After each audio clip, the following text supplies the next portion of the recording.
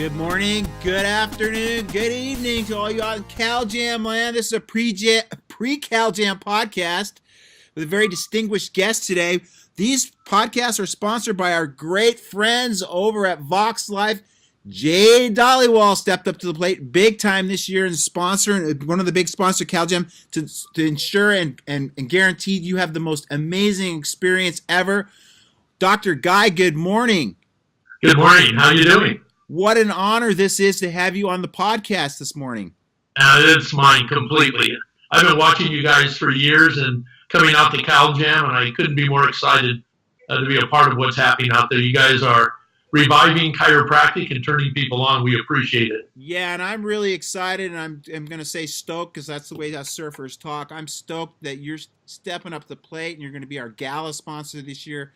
And like I was talking before we got in, my objective and goal is to ensure that investment that you put in Cal Jam is paid back many times over. So my big objective with Cal Jam is to attract not only chiropractors and motivate and inspire chiropractors, but also to the general public. As I've said this for many years, if you come to Cal Jam as a general public, there's going to be a high percentage of those people that want to, check out chiropractic as a career. So I'm going to make sure that we do everything that we can to get them to your to schools, to any of these possible prospective students. Yeah, it's great. You and I both know how popular the chiropractic message is, but a few years ago we did a tour called The Power of One, and over a 2-year period we talked to 30,000 people, all of them lay patients, about chiropractic. So the world's ready to explode with this, and we just got to get our act together. Yes, we do. So getting our act together, and one of the things that kind of, as a profession, we're seeing a lot of schism and division in our profession, and I personally feel it has to do with the education a lot of these kids are getting, and that's why it's going to be paramount. It's going to be part of my talk at Cal Jam, is that we need to start, and we have to, if this profession is going to last and it doesn't become extinct and go the way osteopathy did, we need to ensure that we send these kids to the 3 schools, in my opinion, and that's my opinion, and I'm entitled to my opinion. You can have your opinion, everybody else can have their opinion. There's 3 schools that I would only refer to within this United States of America, and I have that right to decide where I'm going to refer people to. Right on. What do you feel about, do you feel that the schools are playing a part in I'm seeing a lot of people coming out of school that really have zero chiropractic principle or philosophy, and that's what's really built this profession, in my opinion. Again, I'm into science and I'm into the art too, but you got to own it here in your heart. You got to, have 100% certainty in that. And I think that's even the issue. I totally agree about the philosophy and principle stuff, but it's the certainty stuff that I think is at the core of it. We did a study one time when we had Quest. We took 200 people of varying levels of success, and we put them into 4 categories. Category of people that were really successful that had the big idea. Category of people that were really successful that probably didn't have the big idea. And then the same thing, people that weren't successful. And when we got all done, we had a psychologist come in. She designed 400 questions that you couldn't figure out how you were supposed to answer them, so you just had to be honest. And in the end, she found that the most critical factor in whether a person was going to be successful in practice or not was certainty. So, if you get Lou Sportelli on one end of the scale or Reggie Gold on the other end of the scale, they're both successful, so to speak, from their perspective, but they both have certainty, and that's what made them successful. Then you add on top of that philosophy, and then I think, we got the game going. But kids getting out of school today aren't certain who they are, what their identity is, and it all stems from the fact that they don't know who they are chiropractically or philosophically.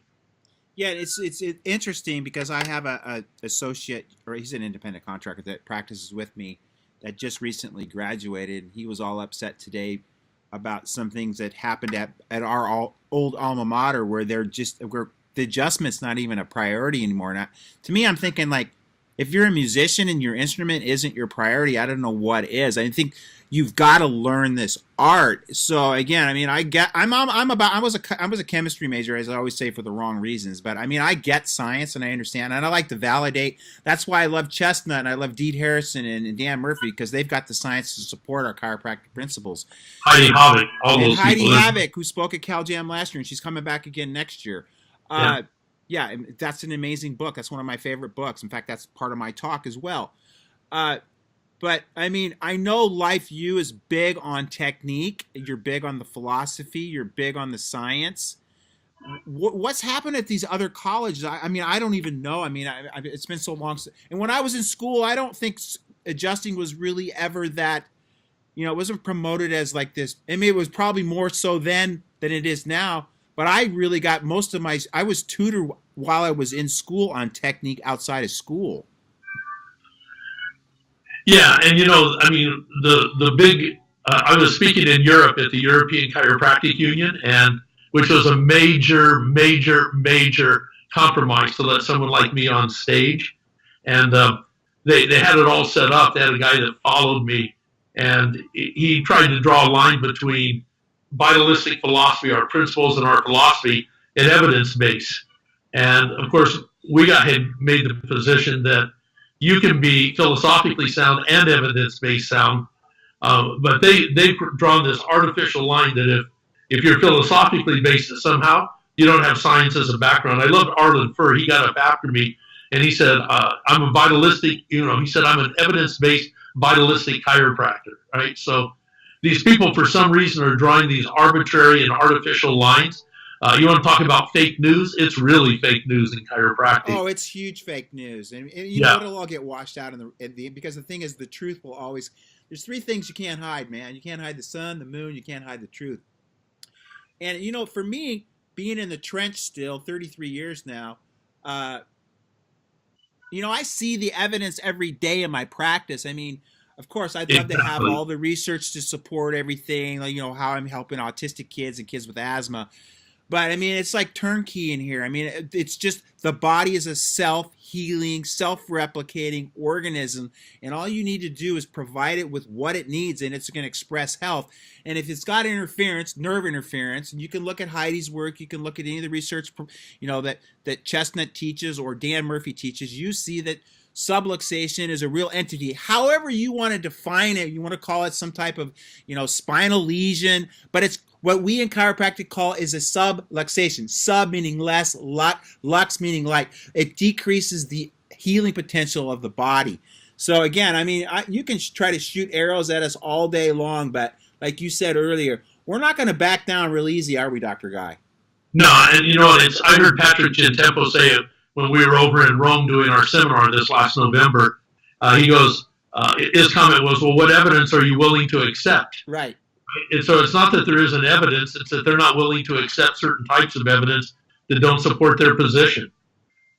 Now, why is it, though? I mean, you would think that they would want to kind of like have this separate and distinct healing art that's separate from medicine, but I think what they're trying to do is they're trying to really create an ally, and again, I feel there's a need for medicine, but I think most people that I come in contact with are running away from the medical model. Why would we want to try to align ourselves with more of an allopathic mindset? Yeah, and and the people that are on that side of the equation in the profession want to be recognized by medicine. That's their big deal. Even, for example, recently, like the ACA, taking a position that x-rays aren't necessary and even recommended in chiropractic as far as chiropractic care is concerned. It's just absolutely ridiculous. They'll do anything to be accepted by that side of the equation.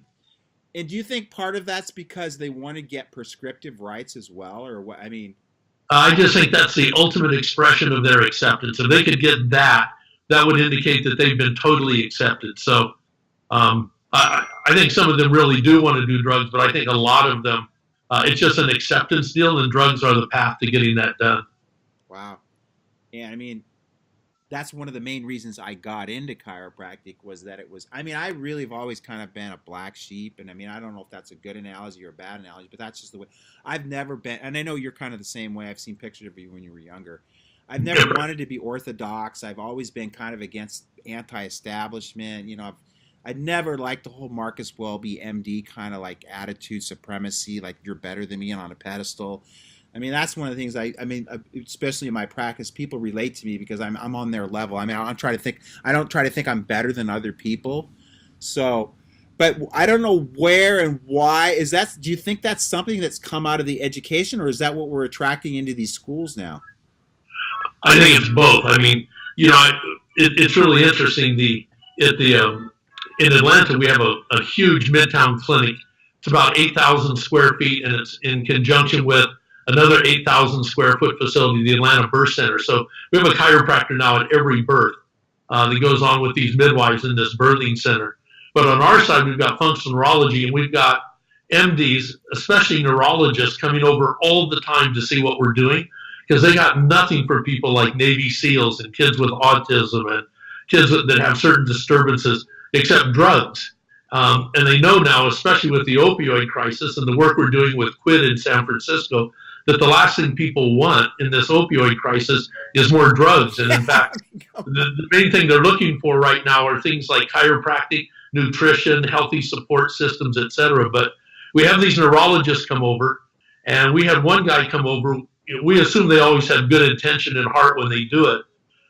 We found out later he was the head of a neurological group or organization, one of the professional organizations in Georgia. He was coming in there for the group to find out why we were quacks. And the first day that he came in, there was a young boy about 7 years old, autistic, sitting in the corner. You couldn't touch him, couldn't approach him, couldn't communicate with him, couldn't get in the environment with him. And the next day he came in, because he was there for 2 days, the the neurologist was, this kid's running around the office high-fiving everybody. And he goes, something's going on here. And now he's the neurologist for the place when we have to send people beyond, which is rare, beyond what we're doing. But and he sends all of his patients to chiropractors first. And I told him he told me now that we're really close with each other, this is an interesting side note, that the insurance companies will actually pay him more money if he sent them to a chiropractor first before he takes care of them. Yet they won't pay us. Isn't that amazing? I mean, it is amazing. It's political. It's still like you said. If you wanted to come over and see why we're quacks, it's like, and I think that's a lot of chiropractic's fault, and that's why I really like social media, is that we really have done a poor job expressing what we really do, and because what we do is so beautiful and it's so simple too, and like results speak. I mean, you see what happens from an adjustment. Now, you could come into my practice on any given day, and you'll see kids that are autistic, and you'll see after their adjustments that there's this calm after the storm, and it's, and you see progressive improvements with all these kids. I mean, I'm using kids just as one example, but again, I would love to have all the documentation and science to prove that, but I can't wait around till that's there to help these families and these kids, Exactly. I heard Murphy, he was with us in Rome also, and he made a statement that I would probably never have had the guts to make because I didn't have the juice to back it up, but I've seen it over and over again. He was talking about, on a symptomatic level, people that have various things and percentages of people that get well, in quote, the medical version, symptomatology, diseases go away. But he made the comment that the amazing thing is that with MS, that the ratio or the rate of improvement of people getting over MS with chiropractic, and he said this is 100%, 100%. And I've seen it. I remember when we had started the school when I was at Palmer down in Palmer, Florida. There was a kid in the first class, and he came in, and he said, he was crying. He said, I have to drop out of school. He said, I've been diagnosed with an extreme case of multiple sclerosis. They say in 6 months I'll be in a wheelchair, a year or two I'll be dead. And he said, I'm just dropping out. And I told him, I said, I'm willing to give whatever the universe offers up to me, as long as I know I was clear chiropractically, as long as I knew I wasn't subluxated to the best of my ability. And he goes, well, how would you know that? And I said, well, there's some people in every profession that are masters. And I sent him to a guy in Chicago. In fact, I didn't know he was going to go. I just said to him, if it were me and I were in your shoes, And this guy in Chicago told me, you're free of subluxation. Then I take whatever they were going to give me. 6 months later, he's back in school. He went to see the guy. He was there one time, spent the whole day with him. And 6 months, all the guy did was adjust his atlas. 6 months later, they re-diagnosed him and could find no signs whatsoever of MS. And of course, now we know with Rosa's work and Demajian's work, what's happening with cerebral spinal fluid flow when we're adjusting atlas vertebra, et cetera. So I'm like you, we can't wait until the proof is there, but the people are getting well because of what we do, and it's an amazing thing. Right. Yeah. Was that just one adjustment too?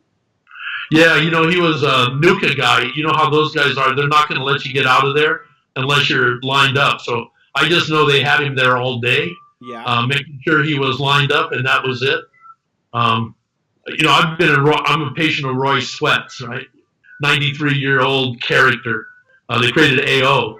And I pulled a bunch of x-rays out of his file one day looking at pre's and post, and you would be shocked. The stuff that they're telling us the spine can't do and the nerve system can't do, I'm seeing complete normalization of curves within hours after getting an adjustment of the atlas vertebrae. So I'm not here pushing technique. I'm just saying we get to something. No, because you could talk biophysics, you could talk Pedabon. I mean, all those different techniques. Right, CBP, all of them, right? Yeah, you do it with certainty and you know what you're doing, and people that's get kind of like the way I practice. I mean, I take x-rays pre and post, and when I get changes, and I think many times people don't think you get changes. It's usually because you don't, in my opinion, and again, I don't practice NUCA, which is, that to me seems quite miraculous. Yeah. And I don't know if that's the general rule, but I mean, I see people long enough to see change. I mean, you can't go to the gym twice and, walk out like, okay, I'm fit, I mean, that's the way. And, I practice the same way I like to take care of myself. I get adjusted on a frequent, regular basis because I'm a high performance. I'm under tons of stress. And, everybody around me, like, is sick all the time. And not sick, but, just like this flu season. I never, ever, ever get sick. I mean, but of course, and that's what I wanted to talk about next. I mean, I eat super clean, super healthy. I'm doing the plant paradox diet right now. I do regular cleansing. I exercise and work out. I'm going surfing as soon as we're done on this call. I meditate, I sleep, I do all the things that are necessary to allow this body to express 100% of its innate potential. And your innate potential is to be healthy, not sick. So again, I don't want to wait around for them to prove that your regular adjustments increase immune function. I mean, the thing is, I know it works for me because I see everybody else around me that are getting their friggin' fool shots and stuff, that are sick, that are living that medical model and eating garbage and trash and taking their meds. I mean, and I tell people all the time, if that's what you want, go for it, bro. But the reality is, I know the paradigm I live by works because I see it in my practice with my peeps and in my own life. I have, they're handing out flu shots in airports now. And I love to go and confront those people. It's real simple. You go ahead and tell them, if I get a flu shot, can you promise me I'm not going to get the flu? And they go, well, no, we can't make that promise. I go, well, if I get it anyway, can you promise me I won't have a side effect? And they go, well, we can't promise that either. I go, so if you can't promise me it works and you can't promise me it isn't going to harm me, why would I want to do it? Right? And it's like, and I heard I was reading a thing about 14 stupid things that people do, and one of them, and you were just referring to it, which is, their comment was, quit putting crap in your body, it's just frickin' stupid. Right? It's real simple, my dad's funny. He's a full chiropractic advocate. Well, he has 4 sons that are chiropractors, so he better be. He was at, I don't know, CVS or something the other day, and he was like, there was a lady, nice little, I don't know, Hispanic lady or something, real innocent little girl, and she was standing in front of the flu shot sign, but it said flu shot, then it said pneumonia shot, and then it said something about a DPT shot, and it said something about HPV or something, and then my dad goes, what do you think would happen if I got all those vaccines today? And she goes, I don't know. And then my dad said, you die. And then he walked away. Right. So he's grounded in this stuff too. He's like he's 82. He's ornery about it. His sons have trained him right, I was on an airplane about a year ago and sitting there, and a guy gets on at the last minute with his earphone in talking. And he just happened to be a real ass. And he was screaming at somebody back at the home office about something. He sat down next to me. I came to realize he was the head of a CEO of some upper level administration at a drug company. So I let him talk about it for a while. And then I said, how do you guys get away with knowing that the product that you make is actually going to kill people? In fact, you know it so well, you actually put money aside ahead of time to defend the lawsuits because you know even some kids are going to be dying. I said, anybody else that produced a product in society that they knew were going to kill a certain percentage of people, they'd lock them up. How do you get away with that? Or how do you sleep at night? How do you sleep at night exactly? And what did he say? What's that? He didn't say another word to me for the rest of the flight. Are you kidding? Yeah, good. Yeah. So let me touch on two things. Since you're going to be 8 years older than me, how does it feel to be like, did you ever think that you'd become one of the old timers in chiropractic? Oh man, I'm the oldest college president right now. I remember the day I started. You look good, dude. You look good. You look distinguished. Thanks. I don't know if I was ever going to look distinguished, but yeah, I don't know. You know, you get up. I certainly don't feel my age, right? I get up. I'm going to be 68. I feel like I'm about 38 or 40. You know, so it's just where my head is. Sometimes I walk by a window and I catch a glimpse of myself and I go, "Who the hell is that guy?" That's not what my brain tells me I look like. You know. You know, my problem is sometimes I still think I'm 16, which can get you in a lot of trouble. Exactly. But I mean, you know, you're definitely probably one of the biggest leaders in our profession. Did you ever see yourself in that role as becoming, you know, I remember when I was a kid going to DE and you look up to guys like, you know, Fred Barge and, you know, Ian Grossum and Bob Sotilli and the Sigafooses and Reggie Gold. And you just looked at those people as just these frigging, just huge icons in the profession. And now it's you, dude. Well, thanks. I appreciate that. But, you know, I throw it back at you. And my answer to that, and this is true, this isn't some kind of false humbleness. You know what? I just get them to go to work every day. Yeah, and that's exactly what I say, too. You know, it's like, just go to work every day. And, you know, the one thing that I'm being real cautious about at this point in my life, because I recognize some of what you're saying, whether it's deserved or not, maybe just because of time. But, you know, one of the things that a lot of those people didn't do very well, like Reggie, is they never tagged the next generation. They never turned the next group of leaders over. They were so concerned sometimes with getting standing ovations all the way to the end of their life that they couldn't get the joy out of seeing someone else getting a standing ovation. So I have to tell you, at this point in my life, my real interest is bringing other people along and getting ourselves replaced. Yeah. And that's another one of my talks. It was part of my talk at Cal Jam too. It's a song by Tom Petty, who we happened to lose last year. Who was one of my he was my biggest mentor. And in the song, it talks about, you may turn off my microphone, but you can't steal what I own in here. And plus, behind me is a whole line of other people ready to take the message and deliver the message. You know. Yep. In a much more relevant way too, right? So in a probably more scientific, articulate, less of, you know, for me, some people find me obnoxious. That's my personality. And once I was comfortable with me being myself and not trying to fit in some little conformity box, actually, that's when my life really exploded. That's before I tried to be the guy in the white coat, you know, with the tie and the black bag and tried to be the real medical doctor. And I struggled. I can't imagine you like that at all. Well, that's the way I came out of school. That's why I'm outspoken about the colleges and why it's important for you to go to school, not based on because it's close to your house, man, or you don't want to jump out of the nested home. Grow up, you know, go see, go to Atlanta. Atlanta's a fun town. Absolutely. I won't give you my Chamber of Commerce thing on Atlanta, but it's a great town. And you know what? One of the, to your point, there was a study done that 8 out of 10 students chose a school based on location, and 9 out of 10 of those students at the end of the year wish they'd made a different decision once they understood the subtleties of chiropractic, which is why we spend so much time bringing students to the campus, even students that go, I'm coming there, I don't care, I don't need to come down. We make them come down because we want them to get matched up with the place that's going to turn them into what they want to become. And in fact, in our new curriculum, what we're doing is the first week that students are in school, 8 hours a day, 5 days a week, every student is sitting in philosophy for 40 hours that week. because we've got to get, we get so many people today. Well, almost 30% of students entering chiropractic school have never been to a chiropractor.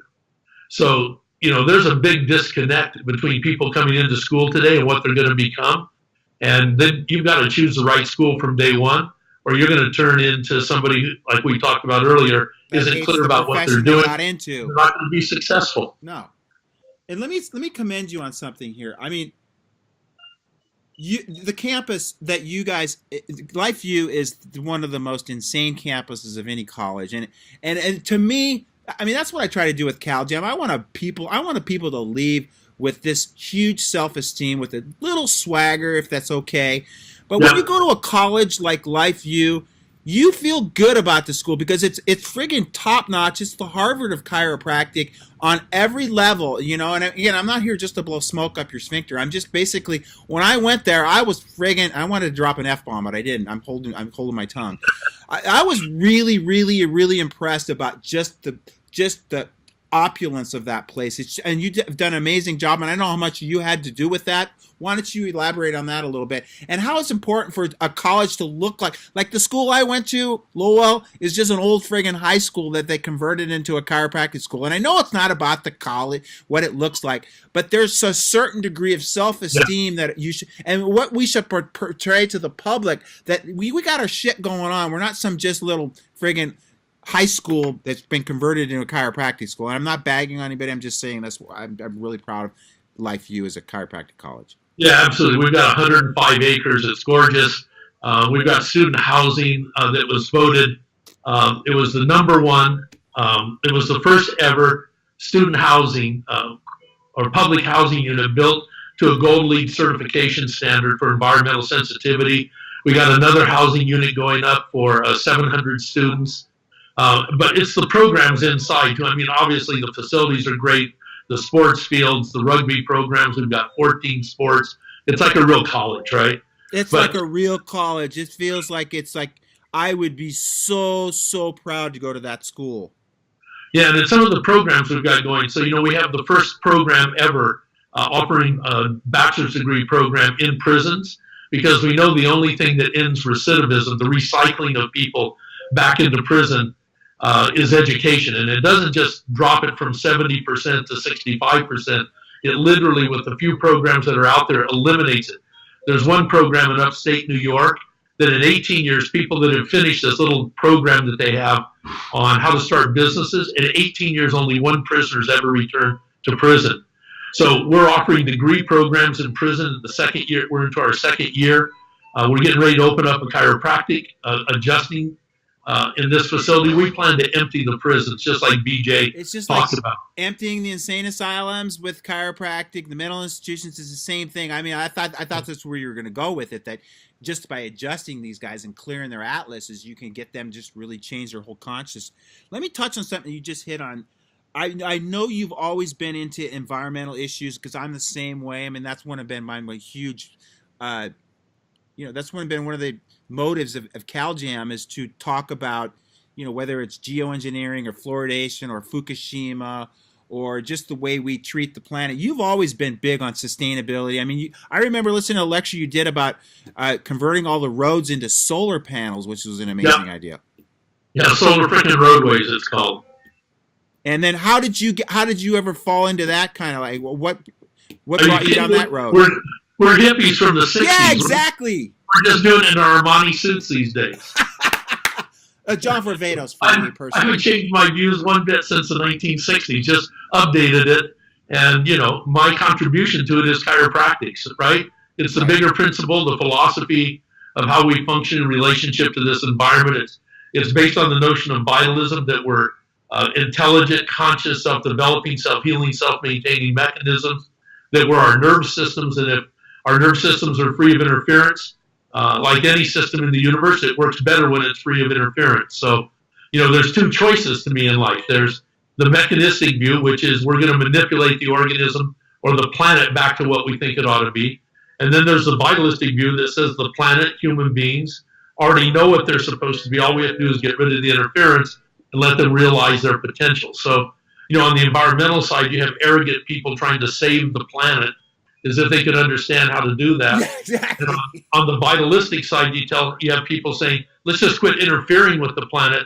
The planet will heal, repair itself. It's intelligent. It knows what to do. So this whole notion of even mechanism and vitalism shows up in an environmental way. So Yeah, I don't think the buildings that I build at Life University, because their gold leads, are going to save the planet. I just think that when we put up LEEDs, certified buildings on the campus, we're not interfering with the campus and producing fluorocarbons and all sorts of things, which are the primary, factors in global warming and various other things. So it's just a way of saying, hey, we can build and not destroy things in the process.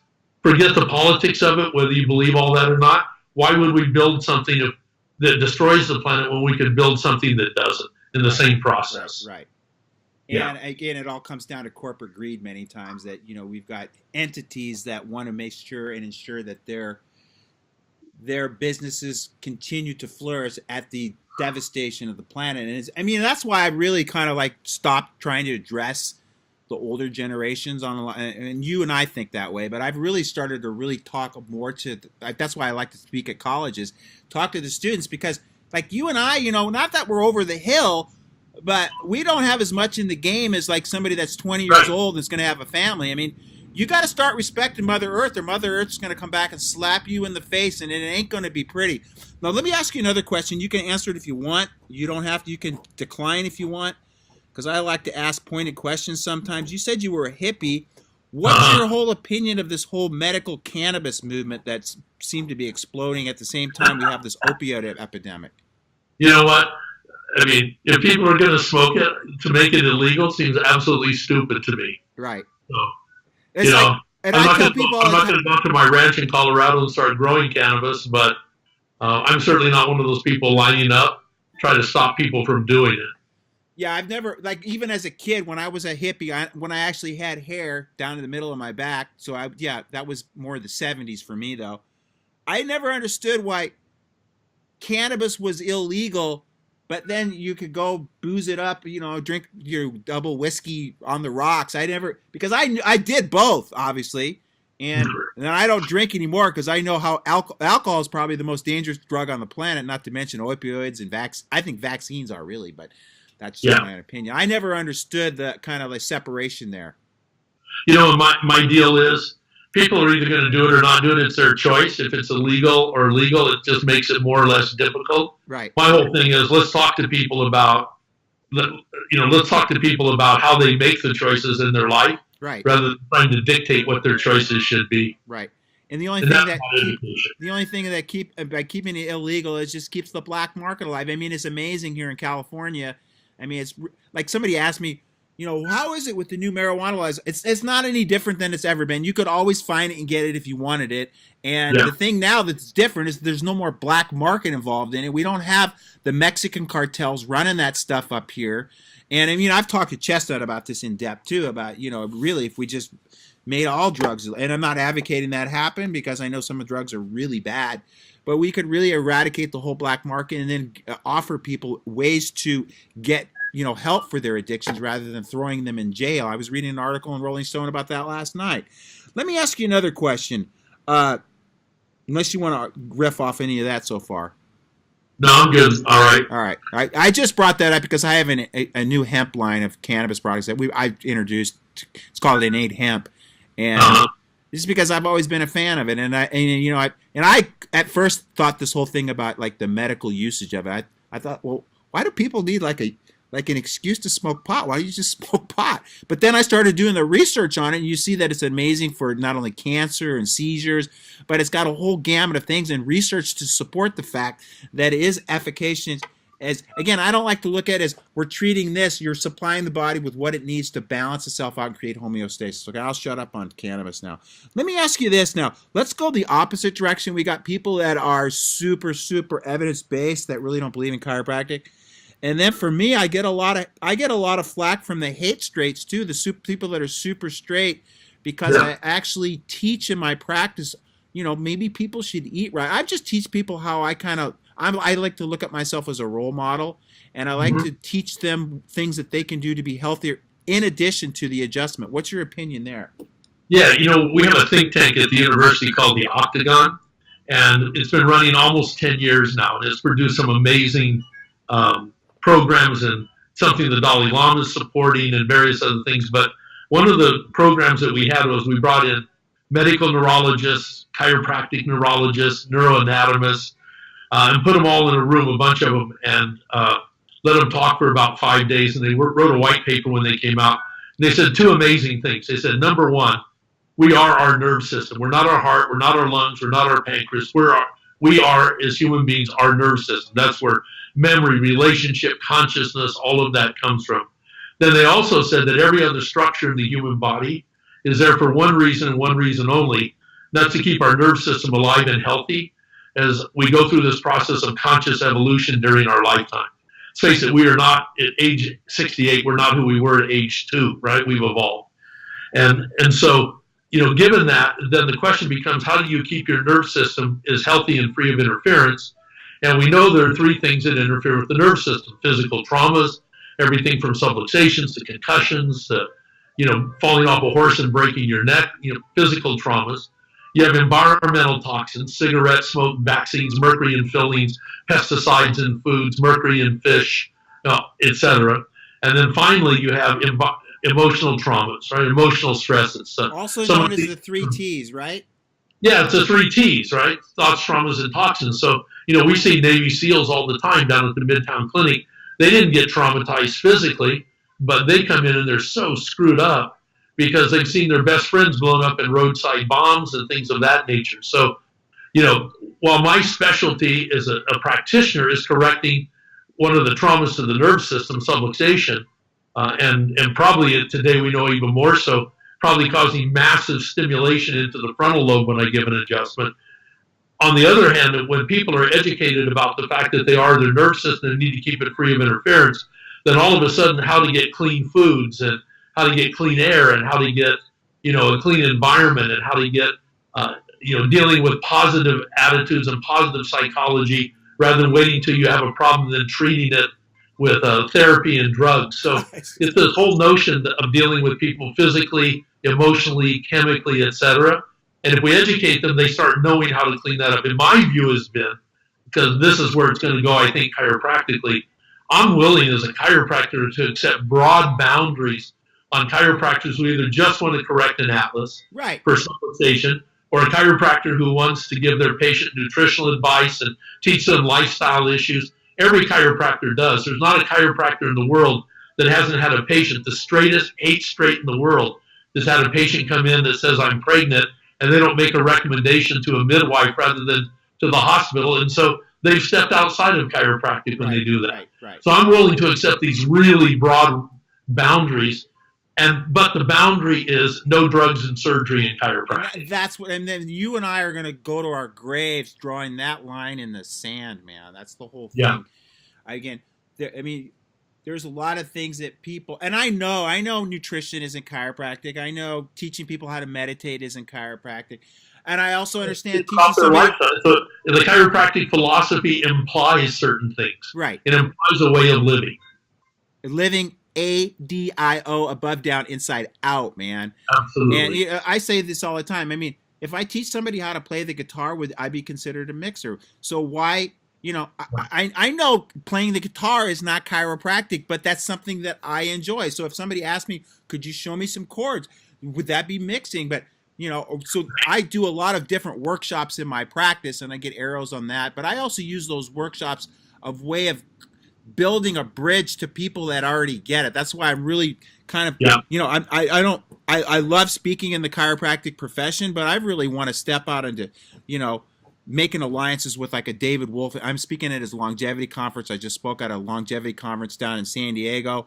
I spoke about the truth about cancer. So I've really tried to create alliances outside of chiropractic, which, would be considered mixing, but my goal is to bring more people that are already living our paradigm and living our ADIO principles and teaching them what real chiropractic is. I agree. 100%. Yeah. That's me. Yeah. That's why I buddied up with Dave Asprey, because people go, well, there's not enough ticket Cal Jam. Well, I mean, I'm building bridges to people that have huge followings so that we can kind of intermingle, and so we're always not just in our little huddle, our little choir speaking the same bullshit over and over. That's why we haven't grown. We need to build bridges to David Wolf's and David Asprey's and Joe Mercola's, and I could go on and on and on about all the people that I've really tried to. I mean, I just made alliances now with Tony Robbins. I want to get on that stage because, I mean, it's a no-brainer, bro. We just need to get outside of we need to get outside of our own way. Yeah, and circling all the way back to where we started, it has to do, people ask me all the time, what do I think the future of the profession is going to be? I used to have good days and bad days, and they'd get a response appropriately. But today, the answer is really simple. It's going to be whatever chiropractors make it. And right. So maybe the best way to sum this up is you better be sending your students to the schools.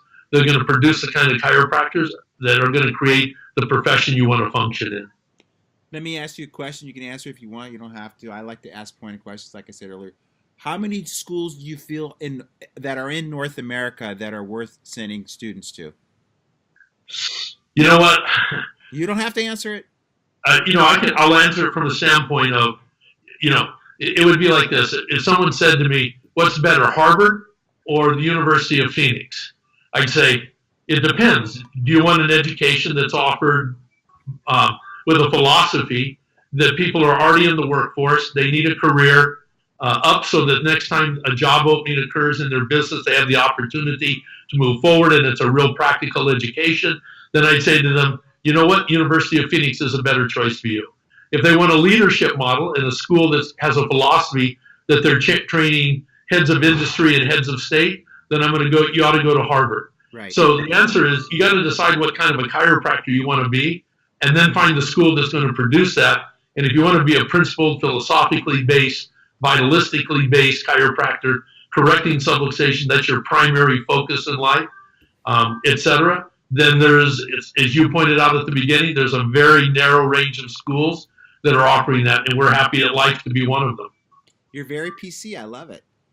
I know you got to go, right? Plus, I need to go surfing. So, yeah. Do you teach much practice management to your students? I mean, I don't even know. I'm asking this question because it's one of the questions. Absolutely. It starts in first quarter. Actually, they start with Garrett Gunderson, learning about how to manage money right in first year or first quarter, I think, of school. That's amazing. But we brought in 9 people that are experts in the field of practice management, but didn't have a program to sell. The Janice Hughes, the Tom Prestons, the people from Cairo One, I could go through it. And they sat down in a room for 9 months, and these people designed what they thought the ultimate practice management program would be for a student getting out of school and getting into practice. And then we put that into the curriculum. Every student is required to take it, and most of the classes are taught by these people that designed the courses. And I'm offering if you ever want I would love to do that. I mean, because Brad Glowacki, which I know you love. Yeah, I love it. He used to have a practice management program. It wasn't my cup of tea, but I still own the stuff. I still know it. And I'd be willing to come and just teach maybe one class sometime just to, if that's something you're interested in. I'm throwing it out there. If you don't, cool. It's no skin off my back, as I say. All right, anything you want to say in closing? I'm just saying I'm so stoked that we finally got this done. I'm going to do everything I can to send more students to the 3 colleges, which I love, and that's my choice, and that's just my opinion, because I want to perpetuate the principles of chiropractic and perpetuate this profession as a separate and distinct entity on healing art and not part of the medical oppressive model. Anything you want to say in closing? No, just happy to be part. We always talk about the people of common mind should hook up people that love the same thing. And so we're happy to be hooked up with you. This isn't a one-time deal for us. When you and I talked originally, we said, let's make this multiple year. Let's make this long-term relationship. It's just 2 powerful entities coming together. So we're just real happy to be part of it. And last thing, I'm going to keep pulling your ear on this one. We need a real subluxation-based school out here in Southern California. So I don't know if that's something in the work. I agree with you 100%. Because if you look at Southern California, San Diego, Orange County, LA is just I mean, I don't want to brag, but it's the mecca of healing. I mean, that's where it really all starts. I mean, you know that as being a hippie, right? Yeah. Right. This is where health movement start, and we have no school that we can refer to. And I feel the school that I went to in the past is actually probably on its last legs. I don't know. That's just what I've heard on the street. Well, let's both put it at the top of our intention list and see where it goes. It's on my goal list, bro. If that's the way it's good. So I want to thank you so much for coming on the call today. I know we could talk forever because both of you and I are talkers. Yeah, we have a lot of experience, so that makes it even worse. We're not bragging about that, though. All right, signing off, Billy D with the legendary, distinguished Guy Riekeman, president of Life University, our gala sponsor this year at the California Jam 11 High Voltage Tour Rock and Roll. Bring your prospective students. We will, baby. This is the greatest chiropractic event on the planet.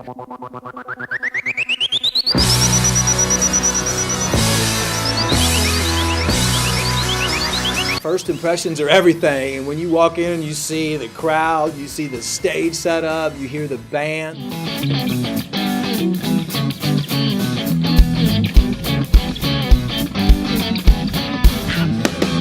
The camaraderie was incredible, impressive, and I really felt like I was connected with my community.